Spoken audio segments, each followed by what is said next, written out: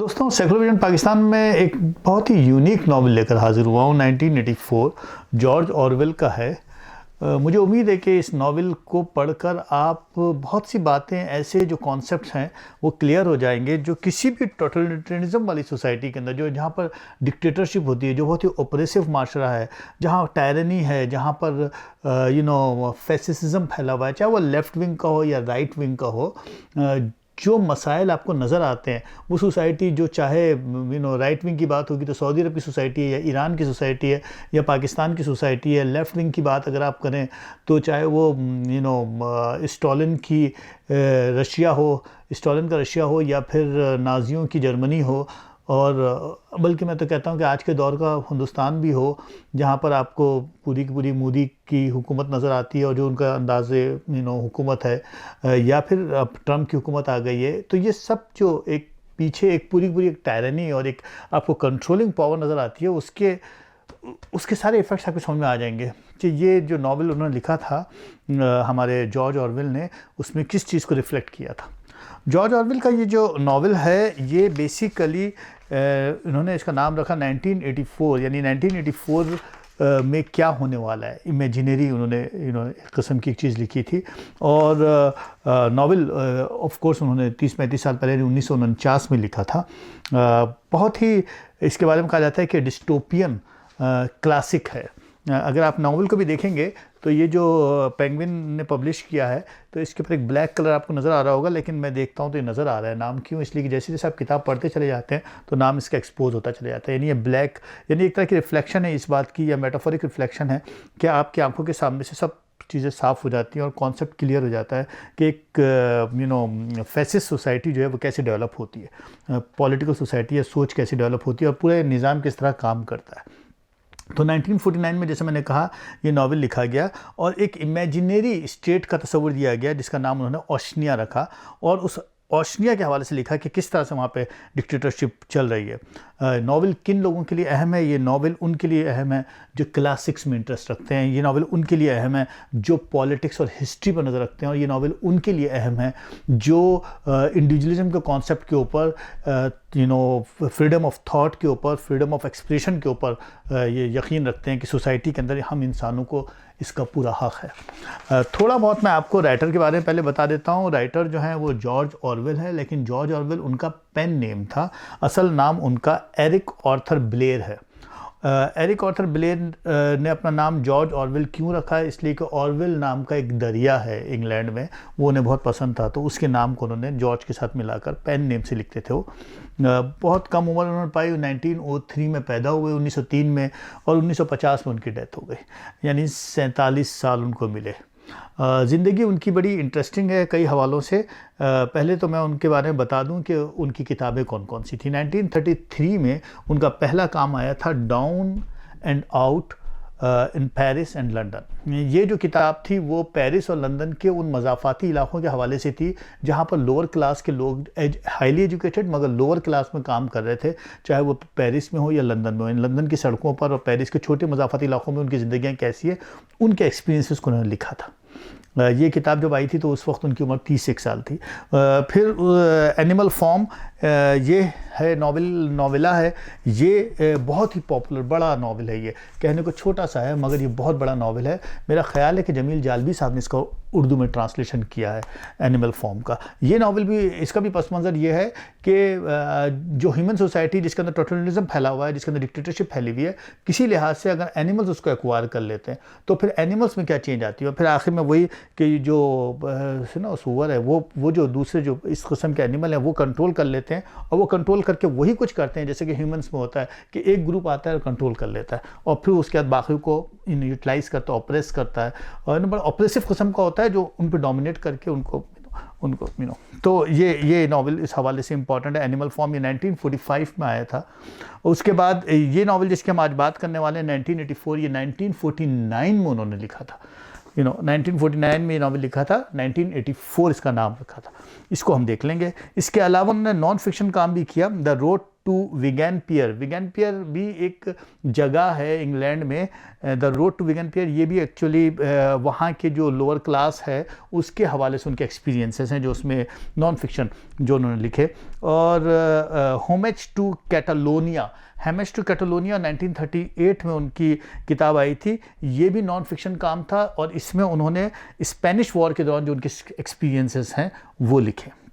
अच्छा, इनकी ज़िंदगी के हवाले से मैं आपको कुछ बातें बता देता हूँ क्योंकि ये बड़ी इंपॉर्टेंट है बात कि उनकी लाइफ जो है ना, ये 1903 यानी 1903 में पैदा हुए और कहाँ पैदा हुए, मोटियार बंगाल में, यानी इंडिया में पैदा हुए थे, ठीक है, मोटियार बंगाल में। और जैसे कि मैंने कहा कि असल नाम इनका और था एरिक आर्थर ब्लेन। ये इनके वालिद जो थे वो असल में जो उस ज़माने के जो इंडिया में जो सिविल इंडिया में जो एक पूरी ब्रिटिश इंपीरियल इस्टेब्लिशमेंट चल रही थी, तो वो जो फौज थी वहाँ पर उसके लोअर कोई सोल्जर थे, कोई छोटे सिपाही थे जिनके ये बेटे थे। अच्छा, इनकी जो वालदा थी उनका बैकग्राउंड फ्रेंच है, लेकिन वो भी जो है बर्मा में म्यांमार कोई जगह है म्यांमार, वहाँ पैदा हुई थी या वहीं की रहने वाली थी। छोटे थे ये, अभी 7-8 साल के ही थे, तो इनकी वालदा इनको लेकर इंग्लैंड आ गई और फिर इंग्लैंड में ही उन्होंने पढ़ा। पहले बोर्डिंग स्कूलों में पढ़ा। स्मार्ट स्टूडेंट थे, इंटेलेक्चुअल थे और लिटरेचर में और पोइट्री में इनका ख़ास इंटरेस्ट था, लेकिन हाई स्कूल ही अभी कर पाए थे या उसके आसपास ही थे, तो उन्होंने अपनी फैमिली की, जिस तरह की एक फैमिली की वो था सिलसिला, तो उन्होंने तालीम अधूरी छोड़कर मिलिट्री ज्वाइन कर ली और यूँ ये दोबारा बर्मा आए। अब ये बर्मा जब आए तो बर्मा आने के बाद इनको अंदाज़ा हुआ कि जो कुछ भी हो रहा है वो ठीक नहीं हो रहा है। ये जो इंपीरियल फोर्सेस हैं, जो ब्रिटिश फोर्सेस हैं जो बर्मा में काम कर रही हैं, बर्मा के लोग इस बात से खुश नहीं है, हिंदुस्तान खुश नहीं है। तो एक पूरा का पूरा आपको पता है स्ट्रगल चल रहा था उस दौर में। इन्होंने इस बात को बुरी तरह फील किया और उसके बाद उन्होंने बीच में रिज़ाइन दे दिया और वापस आ गए। और इस हद तक गिल्ट कॉन्शियस हुए कि उसके बाद ये जो मैंने भी बताया ना कि उनकी जो किताबें आई थी, नॉन फिक्शन जो वर्क जो इनका हम जिक्र कर रहे थे अभी, वो इसीलिए नज़र आता है, द रोड टू विगैन पियर, क्योंकि विगैन पियर जाकर उन्होंने देखा था कि लोअर क्लास के लोग किस बुरी तरह की ज़िंदगी गुजार रहे हैं, तो उनके साथ रहे वो जाकर। या फिर होमेज टू कैटालोनिया, यानी वहाँ इस अरसे में जब स्पेनिश वॉर में शामिल हुए तो वहाँ जो कुछ भी देखा तो उसके जो उनके ऊपर नफसियाती असरात हुए, तो उन्होंने फिर ये छोड़ दी फोर्सेस वगैरह, फिर उसके बाद आकर लिखना शुरू किया और फिर यूँ एनिमल फॉर्म लिखा, यानी टोटलिज्म के हवाले से लिखा कि ये पूरा का पूरा सिस्टम कैसे काम कर रहा है। ये पूरी जो इस्टेब्लिशमेंट है, British establishment, British imperial forces तो उनके जहन में थी कि किस तरह से काम कर रही है, मगर खुसूसन वो जो हिटलर का जर्मनी था उनकी नज़र में था और स्टालिन का जो रशिया था, स्टालिनिश रशिया, वहाँ पर ये सारा टोटलिज्म फैला, डिक्टेटरशिप फैली हुई थी, उसकी तरफ उनका इशारा था। तो यही वजह है कि ये नावल ख़ास तौर पे जो 1984 जो उन्होंने 30-35 साल के बाद की एक तरह की प्रेडिक्शन की थी कि इस किस्म की सोसाइटी क्यों डेवलप हो रही है, तो उसमें उन्होंने नई टर्मिनोलॉजी भी यूज़ की थी। मिसाल के तौर पर एक टर्मिनोलॉजी है ना, बिग ब्रदर। ये जो बिग ब्रदर का कॉन्सेप्ट है ये इन्हीं के पास से आया है। Big brother is nothing accept like के एक आंख है जो आप पर लगी हुई है, जो आपको मुस्तकिल देख रही है। यानी ये सोसाइटीज़ जो है वो सर्विलेंस के ज़रिए से थ्रू कैमरा जो है हर एक इंसान को किस तरह से कंट्रोल कर रही हैं। तो कैमरा कह लें, सर्विलेंस कह लें, उनकी विजन देख लें कि किस तरह से डोमिनेटिंग पावर जो है वो एक आदमी पर नज़र रखती है। और इसी तरह इन्होंने मुख्तलिफ़ किस्म के मेटाफोरिकल टर्मिनोलॉजी यूज़ की, मसलन थॉट पुलिस, कि किस तरीके से एक थॉट पुलिस मौजूद है जो आपकी थिंकिंग को मुस्तकिल अप्रोच कर रही है, या किस तरीके से हेट जो है वो फैलाया जाता है सोसाइटी के अंदर मुस्तकिल एक डायरेक्शन में ले जाने के लिए। इस किस्म की टर्मिनोलॉजी इन्होंने इसमें इंट्रोड्यूस की है। इस नावल को बहुत एक्नॉलेजमेंट मिली थी। प्रोमेथस अवार्ड 1984 में मिला था, 1984 में 1984 को मिला था, और एनिमल फॉर्म को भी प्रोमेथस अवार्ड मिला था 2011 में। और न्यूयॉर्क टाइम का जो बुक रिव्यू आया था इस हवाले से, इस किताब के हवाले से, उसमें था कि साहब 125 साल में, पिछले 125 साल में इस किताब का नंबर जो है वो 30 रहा है, टॉप ऑफ द लिस्ट। तो आप समझ जाइए कि कितना इंपॉर्टेंट नॉवल है। मैं समझता हूँ कि ये किताब हम डिस्कस कर लेते हैं अभी अगले हिस्से में आकर मैं दोबारा। और हम समझते हैं कि अपने पस मंज़र में कि हमें सोचते रहना चाहिए देखिए 1984 में क्या हो रहा था। 1984 में मैं, मेरा ख्याल हाई स्कूल में था, और 1984 में जनरल मोहम्मद जियाउल्लाह की हुकूमत थी और पाकिस्तान में डिक्टेटरशिप चल रही थी, और किस तरह से चल रही थी वो भी आपकी नज़र में आज समझ में आ जाएगी। और ये भी समझ में आ जाएगा कि आज भी जो कुछ भी इस्टेब्लिशमेंट और जो कुछ भी सोसाइटीज़ जो डोमिनेटिंग पावर है कंट्रोल करती है, और किस तरह से हम इंसानों को एक मखसूस रुख में रखती है, और कैसे कैसे पूरा पूरा समाज एक डायरेक्शन में लेके जाया जाता है, और किस तरीके से फिक्र डेवलप की जाती है, वो सब आपको क्लियर हो जाएगा इस नॉवल से। बहुत इंपॉर्टेंट नॉवल है। साथ साथ रहिए, मैं अभी आता हूँ बहुत ब्रेक के बाद।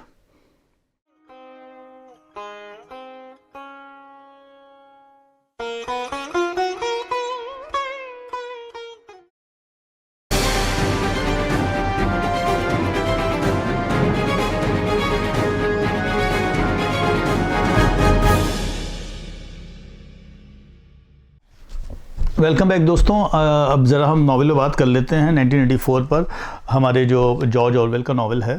पहली बात, इसको 3 हिस्सों में डिवाइड किया मैंने। विंस्टन जो मेन कैरेक्टर है, torn between rebellion and conformity.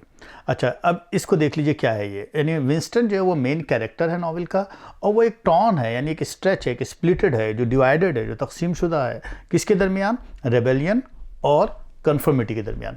यानी रेबेलियन यानी बगावत, एक मुस्तक़िल बगावत भी चल रही है उसके अंदर, और कन्फर्मिटी यानी एक कंप्लायंस है उसका सिस्टम के साथ, जो फॉलो भी कर रहा है। ये बताते कुछ इस तरह से इस नावल के अंदर कि सिलसिला शुरू होता है उस जगह का जो 1984 में दुनिया जो है वो कई स्टेट्स में डिवाइड हो गई। तो जो इमेजिनरी सोसाइटी इन्होंने बनाई है नावल के लिहाज से फिक्चर्स, उसका नाम रखा है उन्होंने ओशैनिया।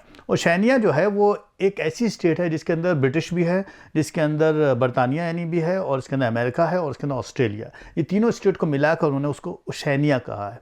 ओशैनिया की जो पार्टी है, जो पॉलिटिकल पार्टी है, उसका नाम INGSOC है। INGSOC असल में एब्रीवेशन है इंग्लिश सोशलिज्म का, कि सोसाइटी का नाम इंग्लिश सोशलिज्म है, जो बरतानिया में इस वक्त है। और ऑफ कोर्स ये एक बड़ा स्टूपिड सा ख्याल है कि वहाँ सोशलिज्म है। नहीं, वहाँ सोशलिज्म नहीं है, वहाँ टोटलिटरिज्म है, वहाँ डिक्टेटरशिप है। वहाँ की जो मेन पार्टी है, उसमें ये शख्स काम करता है जिसका नाम विंस्टन है। विंस्टन जो है वो लंदन में है, अपने अपार्टमेंट में आता है। अपार्टमेंट में जब वो आता है तो वो देखता है कि उसके इर्द गिर्द जो दीवारें हैं वहाँ पे पोस्टर लगे हुए हैं, और वहाँ मुस्तकिल स्क्रीन चेंज होती चली जा रही है। ये टेली स्क्रीन्स हैं जहाँ पर एक मुस्तकिल एक आदमी की शक्ल नज़र आ रही है। वो आदमी जो है वो बहुत ही हैंडसम सा है, उसकी मोटी मोटी मूछें हैं। अब आप ये भी ख्याल कर लीजिए कि स्टॉलिन जैसी शक्ल उन्होंने बनाने की कोशिश की। तो ये है वो जो बिग ब्रदर है। बिग ब्रदर है जिसकी आंखें मुस्तकिल लगी हुई हैं। राइटर ये कह रहा है कि स्क्रीन चेंज होती चली जा रही है, बिग ब्रदर मुस्तकिल देख रहा है कि विंस्टन क्या कर रहा है, या कोई भी आदमी इस सोसाइटी में बाहर भी क्या कर रहा है। और वो स्क्रीन डबल वे में काम करती है, यानी अगर आप उसको ऑफ भी कर देते हैं, जब आप सो भी रहते हैं तो भी वो स्क्रीन काम कर रही होती है, और वो मुस्तकिल देख रही होती है कि आप क्या कर रहे हैं, आपके चेहरे के एक्सप्रेशंस क्या हैं, आपके ख्यालात क्या हैं, आप यानी हर चीज़ के ऊपर पूरी नज़र, एक सर्विलियंस, एक कैमरा चल रहा है। अच्छा, विंस्टन जो है वो बताया कि बहुत ही ज़ाहिर बात है कि वो उस सोसाइटी का हिस्सा ज़रूर है। अच्छा, सोसाइटी को भी उन्होंने 3 क्लासेस में तकसीम कर दिया। उन्होंने बताया कि सोसाइटी जो है, जो यूरेशिया की जो सोसाइटी है, वो 3 सर्कल्स में डिवाइडेड है। एक अपर सर्कल है, एक इनर सर्कल है, एक आउटर सर्कल है, और एक पब्लिक का यानी प्रोल्स उसका नाम रखा उन्होंने। इनर सर्कल जो सबसे बाहर का सर्कल है, वो है जो मिनिस्टर्स का है, जो कंट्रोल कर रहा है सोसाइटी को। उसके बाद का जो सर्कल है वो आउटर सर्कल है। वो आउटर सर्कल वो है जो ब्यूरोक्रेट्स का है, जो मिनिस्टर्स की यानी इनर सर्कल की जो मिशनरी है उसको रन कर रहा है। और तीसरा एरिया जो है वो पब्लिक का है, लेबर्स का है, काम करने वालों का है, जिनको आप प्रोल्स कहते हैं। अच्छा, ये 3 सर्कल है जिससे पूरी सोसाइटी मिलकर बनी हुई है और यूरेशिया की। और उसमें इसका ताल्लुक जो हमारे विंस्टन साहब है वो असल में आउटर सर्कल के हैं, यानी ये वो ब्यूरोक्रेट हैं जो मिशनरी को लेकर रन कर रहे हैं। ये बताते हैं कि ये जब अपने अपार्टमेंट में आता है तो वो स्क्रीन चेंज होता चला जा रहा है, यानी मुस्तकिल उसके ऊपर बिग ब्रदर की नज़र है, जो कि लीडर है पूरी सोसाइटी का, पूरे बरतानिया का। वो उसकी पूरी नज़र है, और वो देख रहा है यूरेशिया का जो लीडर कह लीजिए बरतानिया के बजाय, और वो मुस्तकिल देख रहा है कि क्या कर रहा है। अब वो अपने अपार्टमेंट में, उसकी एक छोटी सी एक ऐसी जगह है जिसको आप एक्लोफ कह सकते हैं, यानी एक ऐसी जगह सिटिंग की है जहाँ पर वो स्क्रीन नहीं चल रही है। तो वो वहाँ बैठकर डायरी लिखता रहता है। अब उस डायरी में वो क्या लिख रहा है वही हम देखते हैं, और उससे हमें अंदाज़ा हो जाता है कि विंस्टन जो है कितना अनहैप्पी है और कितना अनहेल्दी है, क्योंकि वो छोटी छोटी चीज़ों के लिए तरसता है। उसके पास ब्लेड नहीं है, उसका रेज़र नहीं है, उसका ब्रेड नहीं है, और उसको जिन अच्छी लगती है पीने को वो नहीं मिलती है। तो वो एक अंदर से अनहैप्पी आदमी है, उसकी सेहत गिर रही है और वो खुश नहीं है, मगर वो रह रहा है। और वो किसके लिए काम कर रहा है? अब उन्होंने एक इमेजिनरी मिनिस्ट्री बताई है कि वो मिनिस्ट्री ऑफ ट्रुथ के लिए काम कर रहा है। मिनिस्ट्री ऑफ ट्रुथ जो है वो एक तरह का एक तरह का मेटाफोर है, जिसका मतलब क्या है कि ऐसी टोटलिटरियन सोसाइटी के अंदर मिनिस्ट्री ऑफ ट्रुथ का मतलब होता है कि इसका काम यह है कि सारे ट्रुथ को लाई में चेंज करते रहो, झूठ बनाते रहो, जितनी भी पिछली हिस्ट्री है उसको चेंज करो और उसके अंदर पूरी की पूरी झूठ भरते चले जाओ। तो मिनिस्ट्री ऑफ ट्रुथ के अंदर काम करता है, यानी ये झूठ फैलाता है, ये तमाम डॉक्यूमेंट्स को चेंज करता है, जितनी भी हिस्ट्री में है, जितने भी पिछले डॉक्यूमेंट्स हैं, सबको बदलता रहता है, झूठ बनाता रहता है, और वही लिखता है जो लीडिंग पार्टी चाहती है। लीडिंग पार्टी के लिहाज से सारे के सारे झूठ भरता चला जाता है, जैसे कि अथॉरिटेरियन सोसाइटी में होता है। अच्छा, ये उनके लिए काम करता है। इसके अलावा और भी इन्होंने कहा कि कई तरह की मिनिस्ट्रीज़ हैं उस यूरेशिया के अंदर, ना सिर्फ मिनिस्ट्री ऑफ ट्रुथ है बल्कि मिनिस्ट्री ऑफ पीस भी है। मिनिस्ट्री ऑफ पीस का क्या काम है? मिनिस्ट्री ऑफ पीस का मतलब यह है कि हर वक्त जंग की फ़ज़ा रखनी है, यानी और जो स्टेट्स हैं, यानी दुनिया में और भी स्टेट्स हैं, सिर्फ यूरेशिया तो नहीं है, और 2 स्टेट्स भी उन्होंने बताया, यूथोपिया है और यूरेशिया है, उनके साथ मुस्तकिल एक जंग की कैफियत रखनी है, आर्टिफिशियल या ओरिजिनल जंग रखनी है, मतलब छोटे छोटे लैंड्स के लिए लड़ते रहना है, और इस तरह से एक सिलसिले को रखना है। तो इन्होंने बताया कि एक मिनिस्ट्री है, मिनिस्ट्री ऑफ पीस। जिस तरह ये मिनिस्ट्री ऑफ ट्रुथ में काम कर रहा है, वैसे मिनिस्ट्री ऑफ पीस भी है। इसी तरह एक मिनिस्ट्री ऑफ प्लेंटी है, जिसका मकसद तो ये है कि गुड्स का, फूड का और इंडस्ट्री का ख्याल रखना है, लेकिन वो उल्टा करती है वो भी। इसी तरह मिनिस्ट्री ऑफ लव है, कहने को मिनिस्ट्री ऑफ लव है, लेकिन असल में वो टॉर्चर करती है, और बात लव की करती है लेकिन वो टॉर्चर फैलाती है। इसी तरह थॉट क्राइम की मिनिस्ट्री है, जिसके अंदर जो मुस्तकिल आप पे नज़र रखती है, और अगर देखती है कि आपके थॉट्स चेंज हो रहे हैं जो लीडिंग पार्टी के नहीं हैं, और आपके एक्सप्रेशंस चेंज हो रहे हैं, आपका थिंकिंग प्रोसेस चेंज हो रहा है, तो वो आपको गिल्टी समझकर उसकी सज़ा देती है। तो इस तरह मुख्तलिफ किस्म की मिनिस्ट्रीज़ हैं। ये जिसमें काम करता है उसका नाम मिनिस्ट्री ऑफ ट्रुथ है, और इसका काम यही होता है कि मुस्तकिल झूठ फैलाता रहे, तारीख़ पूरी बदल दे और उसको झूठ में बदल दे, और जो हर वो चीज़ वो लिखता चला जाए जो लीडिंग पार्टी चाहती है। अच्छा, ना सिर्फ इस तरह की मिनिस्ट्रीज़ हैं, बल्कि उस पूरे यूरेशिया के अंदर 3 मुख्तलिफ तरह के स्लोगन्स हैं।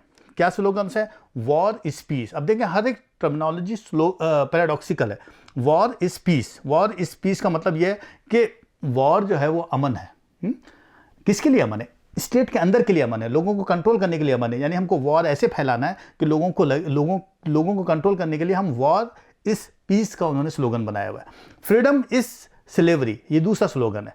फ्रीडम इज स्लेवरी, है ना। और तीसरा है इग्नोरेंस इज स्ट्रेंथ। तो जितनी ज़्यादा इग्नोरेंस फैलेगी वही लीडिंग पार्टी की स्ट्रेंथ है। फ्रीडम का मतलब यह है कि उनको गुलाम बनाना है। अगर उनको हम गुलाम बनाएंगे तो हम आज़ाद हैं, हम कंट्रोल कर लेंगे। और फ्रीडम इज स्लेवरी ये डेफिनेशन है।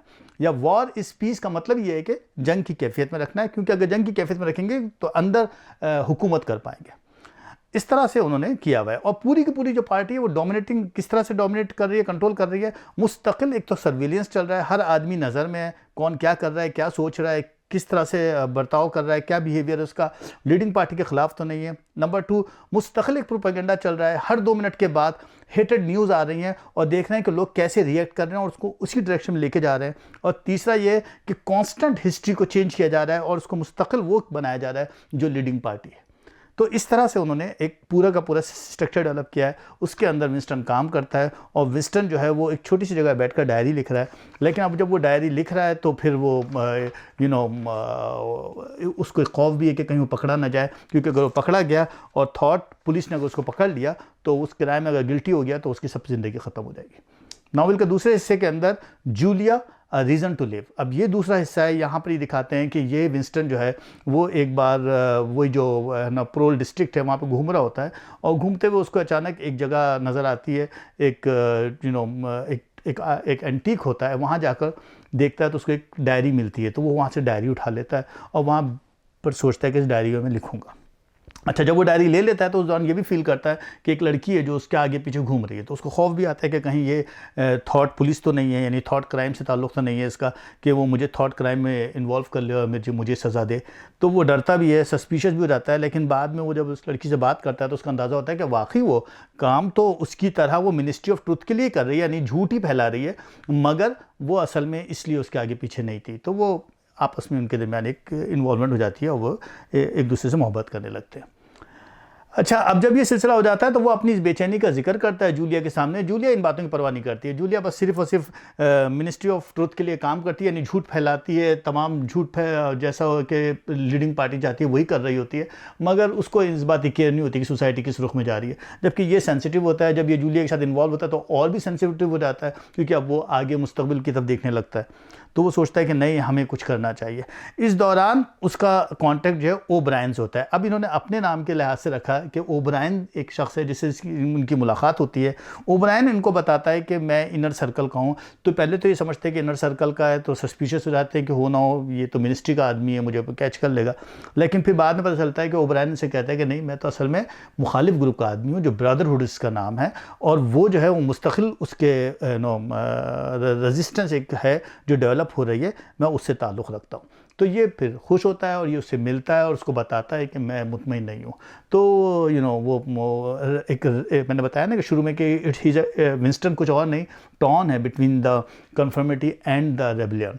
तो वो अपने अंदर की जो बगावत है, जो इस चीज़ों को पसंद नहीं कर रहा, उसके बारे में बताता है। तो ओब्रायन जो है उसको फिर ओब्रायन उसको अप्रिशिएट करता है, और यही नहीं करता है बल्कि उसको एक इमैनुअल गोल्डस्टीन की किताब देता है। कहता है कि ब्रदरहुड जो इस पार्टी से मैं ताल्लुक़ रखता हूँ, उसका जो लीडर है उसका नाम इमैनुअल गोल्डस्टीन है, उसने ये किताब लिखी है, इसको पढ़ो। जब वो इस किताब को पढ़ता है तो फिर उसको सारी चीज़ें समझ में आ जाती है। वो समझ जाता है कि 1940 में, अब उन्होंने एक ख्याली, ज़ाहिर था 1940 में तो नहीं आया था इंडस्ट्रियल रेवोल्यूशन, लेकिन कहता है कि 1940 में जो इंडस्ट्रियल रेवोल्यूशन आया था और उससे दुनिया में हंगर और पॉवर्टी ख़त्म होने वाली थी, वो नहीं हो सकी, क्योंकि वो एक यूटोपियन सोशलिज्म का कॉन्सेप्ट था जो डेवलप हो सकता था।